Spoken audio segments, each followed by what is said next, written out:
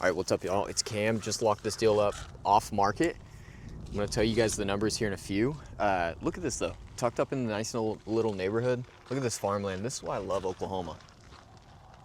Check it out over here. Little storage unit. We're in Crescent, Oklahoma. It's a suburb, very small rural suburb, 40 minutes from Oklahoma City. We're gonna walk through the numbers. You guys know I disclose everything, so I'm gonna walk you guys through why I locked this up. We should be able to get into a couple of these and kind of what the plan is. So my buddy, Alex Moses, brought me this deal. Super cool guy here in Oklahoma City. If you're in Oklahoma City, you know who he is. Big buyer, and it wasn't really his cup of tea. So he brought it to me. He said, hey, I got a mobile home park. What do you think? You know, and so we came out here and, you know, to be transparent, we walked this and I was not interested. They were asking $230 for it. And I mean, mobile home parks, this being my first one, and I'm not like super comfortable with them. And I was like, I don't think 230 is the number. It brings in currently, there's 9 units. I believe we're at 2,300 a month gross, supposedly, but the dude takes payment on Cash App, which is not how I run my business. And so that's always a bit of a question mark. So anyways, with that, you know, I went and sat and thought on it, came back to him. I'm like, dude, I don't disrespect you, Alex. Like, I don't think I can make this deal work. And he's like, well, this unit here, we came out here, so the seller originally said everything's leased out. And we come out here and we see this and we're like, well, everything's obviously not leased out. And this thing's just a dog. So here, we can walk up in here. But I told him, I'm like, dude, I don't know. He's like, well, we renegotiated because it wasn't what the seller said it was, you know, and it wasn't getting the rents the seller said it was getting. He said it was getting $3,000 a month. It's not getting $3,000 a month. He said, we can do 162.5. I was like, I'm sorry, dude, I'm gonna have to pass. And so then I go look at another mobile home park, just happened to be on market in Stillwater, Oklahoma. I'll put a little photo of that deal up. Get to talking to that guy. Have a little bit of a change of heart, started thinking about the deal differently, and I'm like, you know what? These units are in similar shape to what's out there in Stillwater. This isn't a better location, in my opinion. And that dude's getting $500 a door. I think if we clean these up, we could get $500 a door. Now, you gotta look past, like, you gotta see the vision here, okay? So, anyways, let's roll up in here. Golly, it's windy. Kind of cold, too. Watch out for nails, Logan. Yeah. Okay, so Logan's he's gonna lead. If you guys haven't watched my videos, Logan's he's my project manager here. What's up, guys? Yeah. Project manager here. Mr. Project Manager. So, what do you think rehab is on this one? Demo it. Yeah, we're ripping this bad boy out of here. Yeah, this is not worth salvaging. So mobile homes obviously are not like a permanent structure. They're not a permanent home. And when they get this bad, they're not worth messing with. Someone bring a tree in? Well, what's happened? So there's a guy. One of the guys at the front is the maintenance man in here, and he said he's just been storing all of like everything. Everything, yeah. So hey, look at these though. Yeah. This we isn't can use that on one of our projects right now. Definitely not a 2x4. Is that like a 2x2? Looks like it. I've never even seen that before. It's like your type of stud right there. Okay, all right, let's buddy. hop out of here.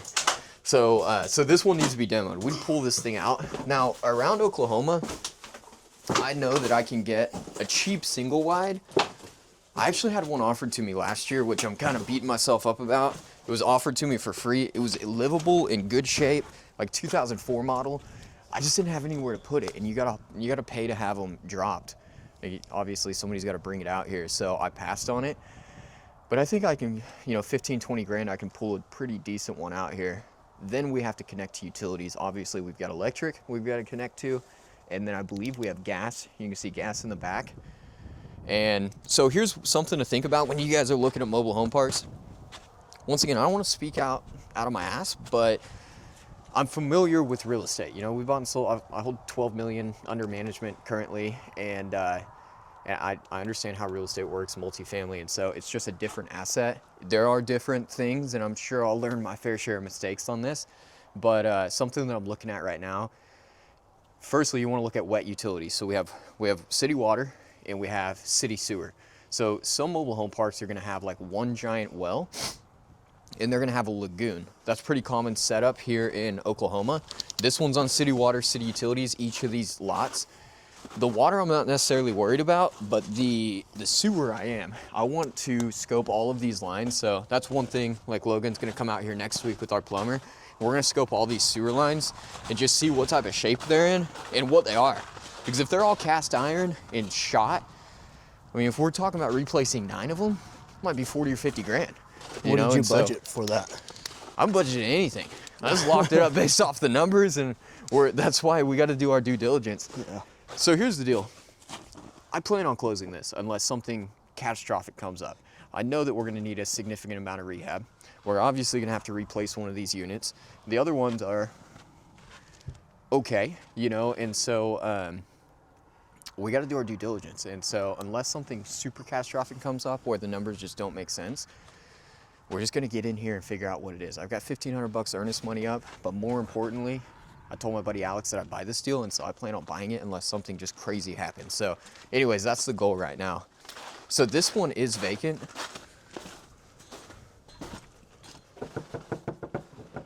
Or it was vacant the other day. So when we met the seller out here, actually, he said that they'd moved out. He hadn't even seen this unit yet. And so we came out here and I crawled through this window, which I'm about to do again if it's open. And I was super impressed with the shape it was in.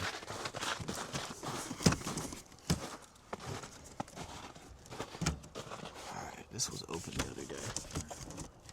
Did we? Oh, I think he might have locked it. MacGyver over here. Oh, shoot. This probably looks really sketchy. Look at that though. Like, look in here. Obviously, I mean, it needs work, but better than what I was expecting when I saw this thing. Needs paint, needs a little bit of flooring. Something that's tough for me too is like this type of product.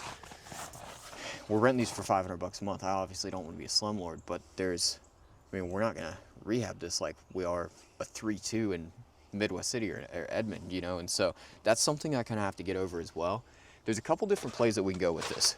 So the first one being, currently we own, or I'll retain all of these mobile homes when I buy this. So we can retain the mobile homes and we just rent them as is. Like, hey, we're gonna rent these out. Look, he just put new mini splits on these. But we're gonna rent these out and you guys pay your own utilities. So rent them out for $500 a month. They're renting for like $300 a month right now. Or I can say, hey, we'll sell these to you on a rent-to-owner and owner finance agreement, and then you guys pay lot rent. And then that way I don't have any maintenance involved. And they're going to buy the mobile homes, and then they'll just pay me lot rent. Now the downside to that is you lose the rent upside that you would get from retaining the mobile homes, but you also get the upside of not having to worry about maintenance. So I'm gonna weigh it out. I haven't actually underwrote it either which way. I just know that it makes sense as it sits. It cash flows as it sits with the numbers. I mean, 162,000 brings in 2,200 a month. It's a pretty good DSCR rate, debt service coverage ratio. And then the other upside here, which I haven't talked to the city, but this is my goal next week, is to figure out on this undeveloped land, can we bring in other mobile homes down the road? Because I think we can fit another, I haven't even walked down here. Let's go down here. So this is like a little over an acre. I think you get one here, 1, 2, possibly 3. And then you run them long ways here. So like 4, 5, 6. Add another 6 in here, potentially, maybe 7. It's good upside. If I can just take what we have here, clean these up a little bit, and get $500 a month. These, I think I ran gross rents at, let's see. It's calculating up some numbers. Golly, how do you get rid of that?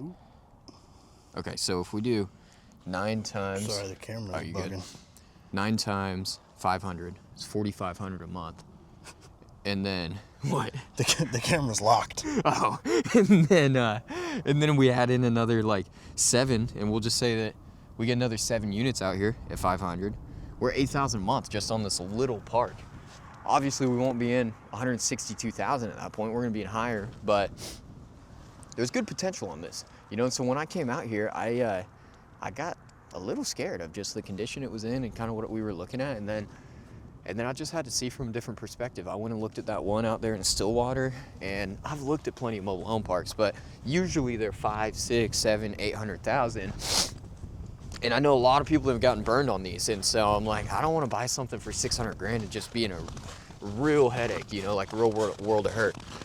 So, anyways, that's kind of what we're looking at. That's the play out here. Once again, numbers didn't work, and that really just goes to show, like, when you guys are working these off-market deals, don't be scared to make an offer. You know, obviously I led with, hey, I don't want to disrespect you with giving an offer that doesn't make sense, but I am interested at the right number. It just doesn't make sense at the 230. And he came back and he said, I understand. You know, once we saw it, we're kind of in the same boat as you. So the next plan on this is, we're going to get out here and we're going to do our due diligence. I want to get in every single unit. So I'm going to have Logan get in these units, please. And I hadn't told him yet, but Logan's gonna come in here because I'm going, oh, you're coming snowboarding too. You can't come out here. I'll just drive back from Colorado. Yeah. Well, somebody on my team's got to come out here next week, and we need to get inside of each of these units. I obviously want to get inside of them, but the timing just didn't really add up. So we're gonna get inside of these, get photos, figure out where our deferred maintenance is. Ideally, if I can get my plumber up underneath these mobile homes and figure out like which of these has polybutylene pipes, if any, which of these have, say, PVC. PVC is really common for mobile homes, and just do we have any dry rot? Do we have any mold, any rot? Just where our deferred maintenance is, because if somebody rinses out of some of these units, what am I gonna have to do to get these leased at $500 a month? And so that's the goal. And then I'll start pricing out what it's gonna cost me to bring in new mobile home here, what we can lease this place at here, this little one, once we get this cleaned up a little bit. These really aren't bad, you know. We clean up the skirting a little bit, maybe throw some exterior paint on them, and then clean up the inside. Obviously, it's not our typical product, but people need affordable housing. There's a certain person that needs $500 a month, you know, and it's like, we don't want to slum it out, but obviously we can only do so much for $500 a month, you know. So clean them up really nice, make them clean, you know, make sure that we can offer a clean product if somebody has kids, or just for somebody to live in. And it may not be the prettiest, but it'd be nice, you know. And so that's kind of the goal here. Let me know your guys' thoughts with that. Once again, this is a new product for me, but I don't want somebody living in something that's horrible, you know. I want it to be clean, safe, secure. But that's kind of like what we're going to be shooting for here. So do heavy due diligence on this, and kind of just go from there. Underwrite it, see what it's going to cost to bring in the new units, and what our rehab's going to look like. Make sure our numbers are still going to work. But it's beautiful out here. I really like coming out here. It is. Yeah, it's really pretty. The wind really doesn't get blocked at all. Yeah, the wind sucks right now. It's like, it feels like it's 30 degrees out. Yeah. So yeah, let me know what you guys' thoughts are on this. It's different than what we're usually looking at, but you know, when somebody asks me like, hey, what do you buy?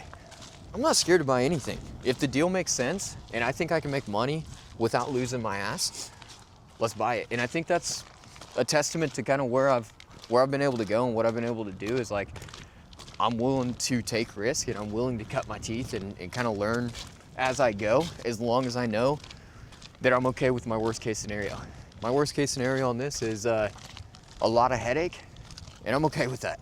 And so we'll just kind of learn, and I think worst case scenario, we'll learn a lot, you know, and so that's the goal. But yeah, we're gonna cut this video short, nothing too much more to talk about here. If you guys want, we're probably 2 weeks out from this, but if you've made it this far, drop me a like, drop me a subscribe. And if you want to see my underwriting on this deal, hit me with a comment. Let me know what you thought of the video, and then shoot me a DM on Instagram, @Burke. Follow me too, please. And I'll send you guys my underwriting. It might be a couple weeks, but once I get back into town, I'll send you guys what the underwriting looks like, and maybe you guys can learn a thing or two from that as well. So hope this adds a little bit of value. We'll catch you guys later. All right, y'all. It's now a couple weeks later. We're about 2 weeks later. You know, I was working with this deal with my buddy Alex. He's a big buyer here in Oklahoma City. This one just didn't fit what he was looking for. The deal's not going to make sense, and I'll tell you why. So we got into our due diligence period, called the city, and I found out that the city banned all mobile home parks in their municipality, which, you know, I thought something could be grandfathered in. It kind of is. So I asked them what that looked like, and they said, well, the way it sits right now, the current mobile homes that you have on here, you can leave those until until they're not livable anymore, which they're not in great shape. We saw them. And so they won't allow any new mobile homes to be brought in to the property.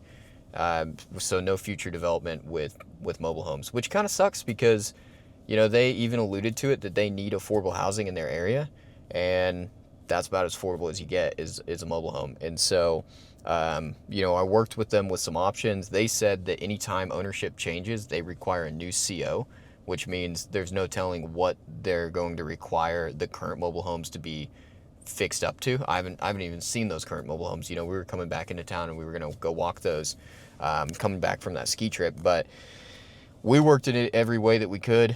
It sucks because I don't like to let a deal go, but there's no way to make this deal work. You know, it was like, we're buying it, and yes, it's gonna cash flow for a couple years, but at some point there's gonna be no mobile homes left on that property, and then it needs to be changed entirely to something else, whether that's development, etc. And I don't want to pay 165 grand for an acre and a half of land. So anyways, deal didn't make sense. If you guys want to see my underwriting anyways, I'll send it to y'all. Appreciate you guys watching this far. It means that you guys hopefully enjoyed the video.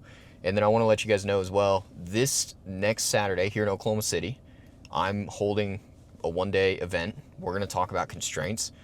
Different constraints that hold people back from scaling and being able to buy more real estate. So if you guys want to come out, meet me, and learn more about scaling, click the link in the description or the link down below.